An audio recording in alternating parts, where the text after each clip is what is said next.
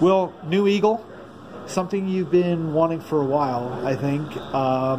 Does it feel like it's been a long time coming, or yeah, different? I mean, it's been an ambition of mine for quite a while, obviously coming up through the age groups, 17s through 20s.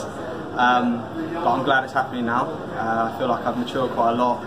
And ready and just trying to take the opportunities that Mitch gives to me. So yeah. Good. Now, for people who hear your accent, right? So they know that's not an American accent, but you qualified for the USA through your parents. Yeah, is that right? Yeah. So both my parents are fully American. So dad's from Boston, mom's from Philadelphia. Yeah. They moved over to England just before I was born. Yeah. And I obviously grew up in England, but all my family, other than our immediate family, is fully American. So good. Yeah. Feel very American. Hey, but you were able to have that rugby education from a young age. Yeah, so I started playing when I was 4 years old, down at the local club, and carried on playing all through high school, college, and yeah, lucky enough to be playing out here in America. So. How important was that development?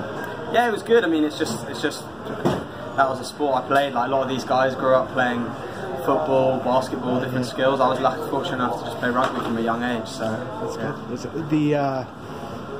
Then talking about the development with the U17s, the high school All-Americans, U20s. You know, you won a World Rugby trophy with the U20s, which was a big deal. With the player of the game today, Mike Teo, he was a teammate of yours there. We had our little celebration from back in the under-20s after his third try. So. That's good. Excellent. So how important was that in terms of getting you sort of in the pipeline, or just thinking about being an Eagle? Yeah, it's obviously very important. Fortunate enough to play in Millfield Festival, actually, against Taylor Paris. We played under 17s, which was we had a chat after the game today about that, and then played 2 years under Scott Lawrence under 20s, which was awesome, and obviously had that first year, which was pretty tough, finishing 7th, and then the great year, winning the whole thing the year after. And that, yeah, I mean, that's the pathway that the high performance guys want the future Eagles to take, all the way from high school Americans through the collegiate stuff and then onto the full stuff, which I'm very fortunate enough to be doing right now. You've seen people come out of that. Matty Hughes is another one came out of that too. Mate of mine, Maddie. Hopefully play a bit together at some stage again. Exactly. How has this been for you being an Eagle? And it's very difficult to suddenly say not only it's hard enough being like an open side flanker where they just say go make some tackles, but here fly half, decision maker, goal kicker sometimes. How nerve-wracking can it be? Yeah, it can be pretty nerve-wracking. Obviously struggled a little bit last week off the tee. So Shawnee took over today, and I was on the long-range stuff, which obviously took a bit of pressure off. I could just focus on the tactical kicking and the game management sort of stuff, which was good.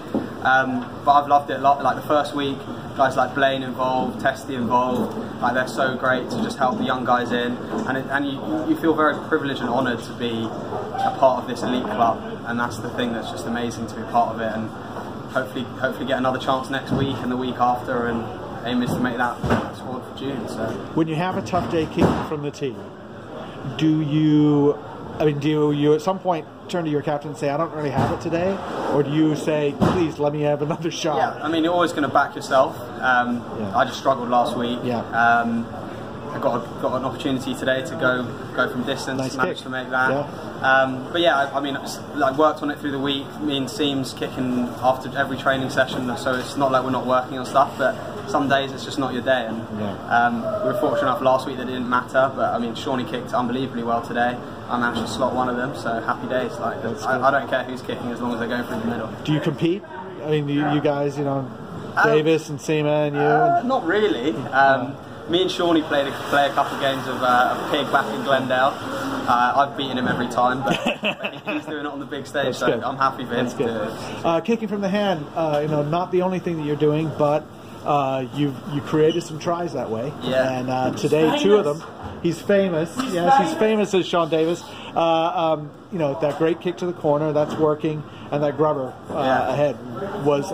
And not to blow you up too much, but that was about as good a grubber as I've ever seen, because it bounced and just stayed there in goal and just waited. Yeah, I mean it's stuff I work on a lot during the week. Again, I'd probably bounce back to from a young age. Obviously the weather's not as great in England as it is sometimes in the States, so just kicking, using it as an attacking threat, and like a lot of people just use the kicking game as a defensive thing, get out of it. But last year, playing with Denver, we used it as an attacking threat, and again, I've been fortunate enough to be put in situations. That's all coming from the outside though. The boys are calling that through, and I'm managing to put it on a plate for them. So. Beautiful. All right, Will McGee, thank you very much. We'll work on the accent. Thanks. Thanks a lot, Alex.